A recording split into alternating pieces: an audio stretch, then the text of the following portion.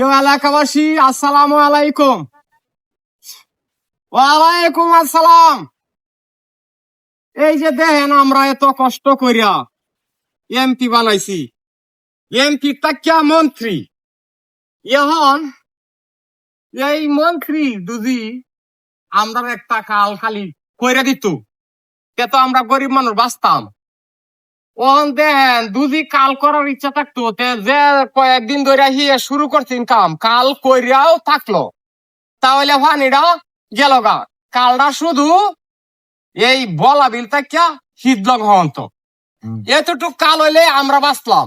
ওহন আমরা হানি গড় দরে উঠতে উঠছে, দান জমি তল গেছে গা, হাজার হাজার কাড়া জমি, লক্ষ লক্ষ কোটির কোটি মন দান। এই যে দেখেন বলা বিলটা দেখেন, একটু জায়গা যদি দান ছাড়া থাকতো, এই যে সাদা সাদা জায়গা দেখেন যে সব দান গেছে গা হানির তলা। কি করন যাইব? ওহন আমরা সবাই লাগিয়া মন্ত্রী রে এমপি রে কোন লাগবো, কালটা দে ভাই হারো।